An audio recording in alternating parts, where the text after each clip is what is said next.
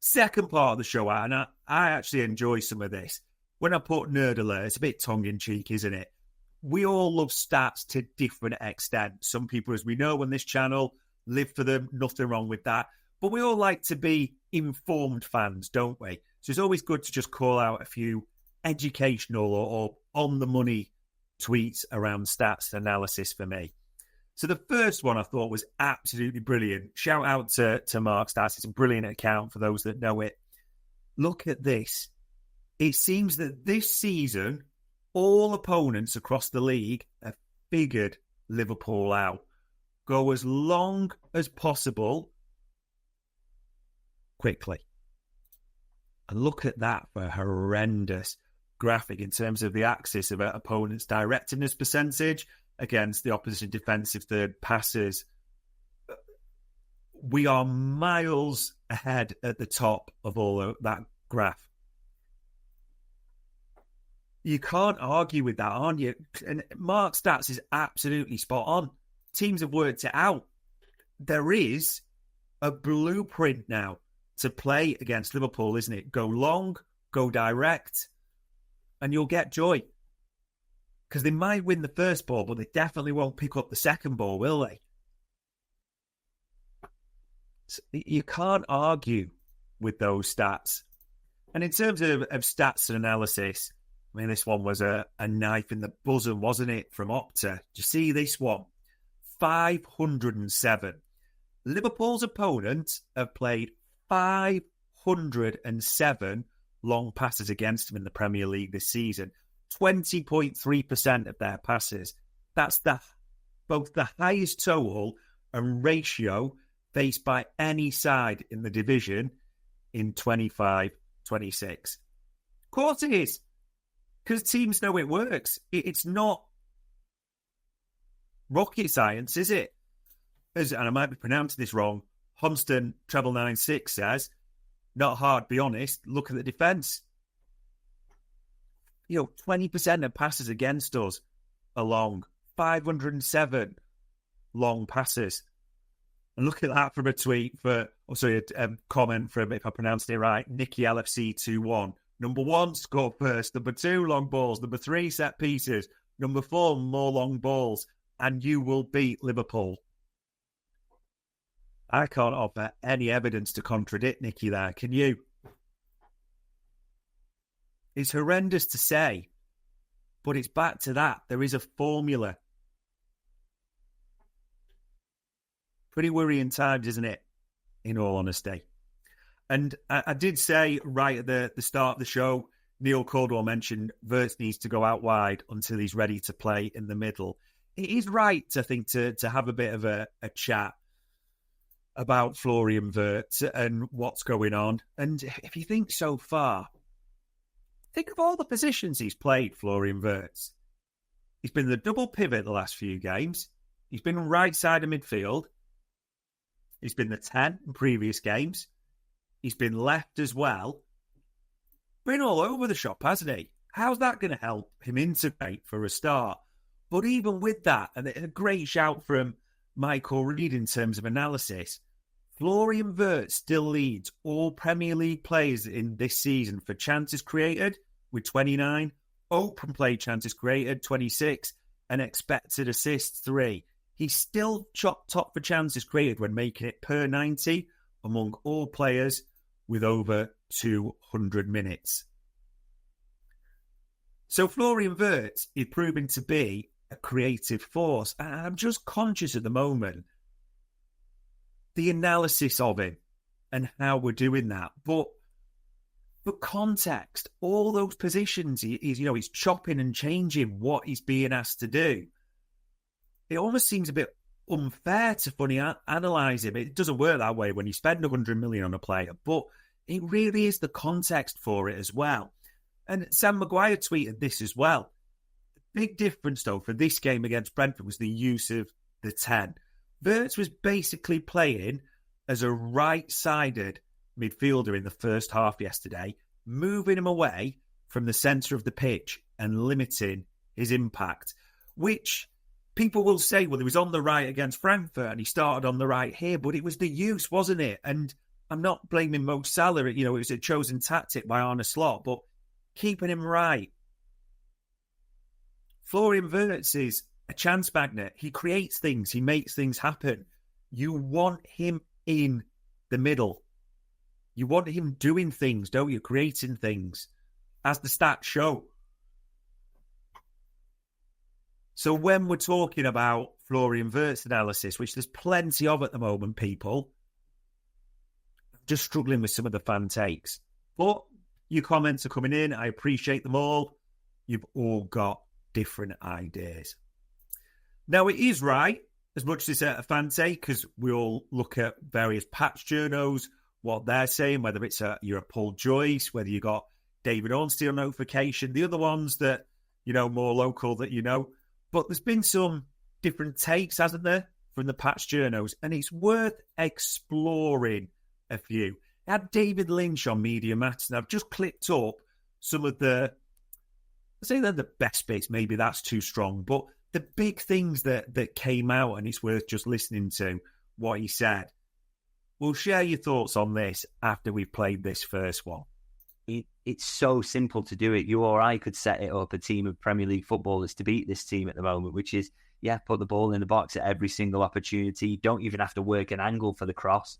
Just be close for the second balls because we're likely to win the first and the second. And if you do that, you'll get chances. Just play the percentages, and it is literally as easy as that. And as I say, you can talk tactics as much as you want, but if someone can put the ball into the box, and every time that happens, and then, like I say, don't even have to work a crossing position to do it. You can just get a long diagonal. Every time they did it, you thought, there's a chance coming here. There's a chance coming here. Now, if it's that easy for us to say that, it's that easy for everybody to do it. And football's a simple game, and this simplified version that's getting played against Liverpool, they just have to be better at it. Nicky agrees. Nems agrees, isn't it? How damning is it that you can say right now, most of us could set up a team to beat Liverpool? Get the ball into the box at every opportunity, go long. Yeah? Everything we're seeing, everything the stats show us, we know that's true. That's damning, isn't it? Realistically. But again, when I was discussing that, I couldn't really argue with David Lynch against that. And I think you're all the same in the chat panel, the general things I'm seeing online or from different fans. Set pieces, play it long, put it in the box, pick up the second balls, you'll beat Liverpool. It's horrid to say, isn't it? But it's so hard to argue at the same time. Here's the other big thing that we really talked about on Media Matters, and just have a listen to this one. What you absolutely nailed there as well is the fact that it's not just kind of, you can add that in all sorts of positions, that physicality and fight and dual winning ability, which the manager goes on about, and yet they didn't kind of have a summer that was set up for that. So, you look at Fabinho, could win headers, could drop into centre half. He was very, very good in the air. So that's more like the kind of traditional thing that we're thinking about, we're talking about here. So it would definitely help with that. But Wijnaldum wasn't the tallest. He wasn't necessarily brilliant in the air. But second balls, he won every second ball. He hoovered it up and then used it very, very simply. Liverpool, who's matching him for that in the moment in terms of, okay, we might not win the first header, but I'm there for the second one, and I'm quick to it. I'm smart enough to read it, and all of a sudden Liverpool have got possession. Nobody. Christ, Fabinho and Ginny, they'd be like absolute gold dust for this team, wouldn't they? But the point we were talking about was with recruitment and the profiles, and I couldn't argue with this again when we were discussing it. Physicality, fight, the ability to mix it up, win your battle so you could play. However you wish to put it, Liverpool don't have it right now, do they? There's very few players. I mean, you'd say obviously Van Dijk's got it. Of course he has. He's going to win his headers. Canate, it's not been a good season at all. But it's that second ball quite often, isn't it? Who's going to pick it up? So is the opposition, truth be told. So we've got to get better at those second balls. But a lot of our players, it's even the recruitment is more technically minded, isn't it, than that physicality, the way it's going in the Premier League. These are pretty damning things to say. Well, it's hard to argue with it, all the things that David Lynch was saying. Other patch journos as well. Shout out to Lewis. I know he did a small video, let's call it that. But let's see why it was a small video for fans after, as he titled it, the worst performance of the slot era as Liverpool 2.0 need Inquest 5.0. Just have a listen to the first minute or so of this.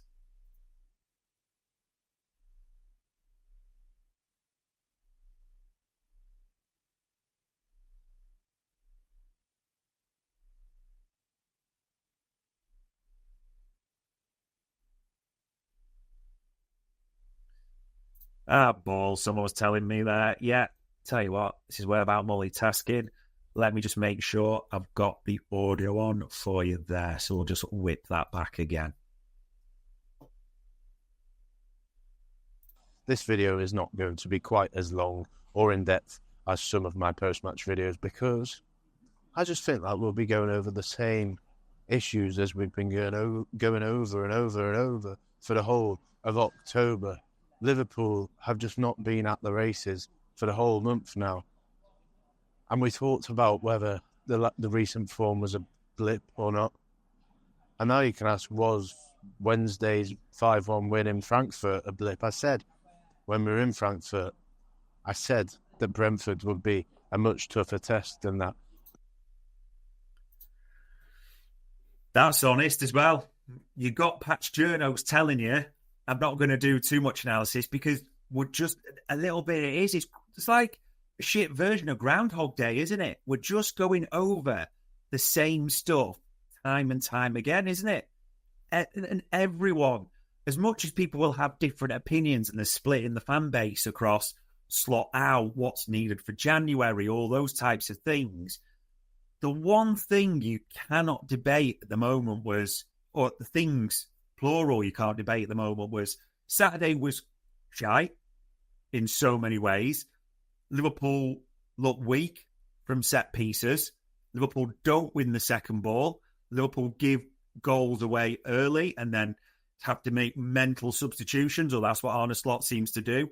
Everyone seems pretty unanimous on that. And maybe in a way, the fact that the fan base is unanimous on that is one of the worst things. Because at least if there was a bit more mitigation, do you reckon, you'd feel a bit easier about it? But you really don't right now, do you? There's some major concerns with this. Other sort of bits from patch journos just worth mentioning. The recruitment, and a few have asked about that, because LA6CL, if I'm pronouncing that right, says there, so basically we're doomed until the transfer window opens. And David Lynch said on the Summer Business, this squad for me and this team at Liverpool have built does not look cut out for the Premier League as it is now.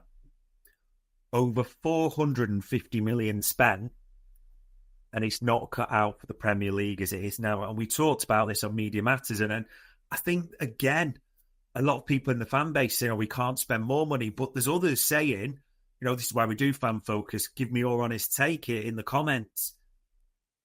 Is there any way around this apart from spending money? I'm struggling to see it because, other journos, other fans have said, well, you can't just coach them to be taller, can't just make someone better in the air straight away. Yes, of course, the system, I think better subs, Arne Slot needs to stick on certain things, but do we have the profile of players that we need? And maybe it is harsh to talk about, Fabinho, Mane, Gini, and all those. You can't just look back to ghosts of the past, but we need more physical players. Surely. We need players that can win their duels. Yeah? And it can come in different positions. I mean, people talk about Semenyo, didn't they? And of course, he's not going to progress the ball from centre-back. But maybe the closest thing, why it's unfair to compare him to Sadio Mane, in the Premier League. So he gives you that physicality in a different sense, doesn't he? To be able to get you up the pitch. But again, that's spending money. We all want a DM, don't we? Someone to protect that defence. That's going to cost money at the same time as well. Tell me your honest thoughts. What are you thinking? Because having spent about 450 million, might well take a couple of 100 million to correct it, get the players that we need in place. Struggling to argue different at the moment, but yeah, share your thoughts on that one. And we mentioned Florian Wirtz because that's a divisive topic at the moment. One player who is divisive, and honestly, I feel horrible about this because Mo Salah's my favourite player, an absolute icon, a legend of the club. And as David Lynch said it in this one on his YouTube afterwards, it was possibly his worst performance in a Liverpool shirt. That's a million miles from the Mo Salah we know. And I've got to be honest, a bit like Roy Walker, you've got to say what you see, haven't you? I thought he was a passenger in the first half. He still couldn't seem to control it. He wasn't really having much impact. And you have the trade-off with Mo Salah, don't you, in that regard? You know, because of course he's a legend and icon, as I said, and as people are saying in the chat panel. But he's got to be a net positive that you trade off that. He's not going to press. He's not really going to defend because of the goal contributions. And by the way, what a goal on Saturday. Let's not ignore that for 1 second. That bring down the right foot volley. Brilliant. And I was glad to see that, thinking, you know, the old magic's still there. But there's question marks around the team. And I think a few journalists have said the same. And I've seen a few fan accounts say it because quite right, you know, wants to come out and be derogatory. You've got to be respectful about a legend. But maybe Arne Slot has a decision to make on Mo Salah. Maybe he doesn't think he does at all. But one thing I will share from an AI contributor, and he won't mind me calling him this, Simon Brundish, the senior minister for Mo Salah propaganda. He'd wear that badge with pride, and quite rightly. The one thing that you can say is when you bring a bit of analysis to the games and comparing all the forwards, as he would say, Mo Salah is top there with shot accuracy on 48%, well ahead of some of his compatriots there. And in terms of percentage XG and, you know, adding threat, as it were, to the shots, there's only Mo and Chiesa as positives there. In fact, the others are almost making the chances worse with the way they're shooting. So, you know, there has to be a little bit of balance and analysis. So shout out to Simon for sending me that at the same time. Here's the Mo Salah question that fans are asking at the moment, that they are focusing on, aren't they? Might be a big call for Arne Slot to make. And it's interesting, as people are saying there. Nem says Chiesa needs to start. There's been a groundswell for Chiesa for a year and a bit. Like, I can't remember when there wasn't someone each week, a fan saying, or an account we saying, Chiesa, get him on, Chiesa needs to start, etc. I don't know what circumstances, aside from the Carabao Cup, Arne Slot is going to A, start Federico Chiesa, or B, bring him on before, the 70th minute, 75th minute, whatever it is, when he always comes on. Just don't think it's going to happen. Ever. But we'll see on that. And Messi Aquatics there saying, maybe Flo get some more support around him, can't leave him to be double-teamed all game long.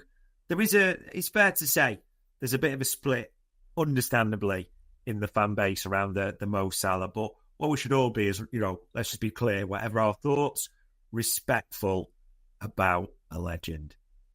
And the final sort of journalist one, I thought this was an interesting tweet, I'm going to say that, and I thought it was a brilliant response as well for a major fan account. So what I'm talking about is Ian Doyle tweeted yesterday, saying, good reason Liverpool are no longer title contenders. Only 4 of last night's 11 were in the same positions against Tottenham when the league was won in April.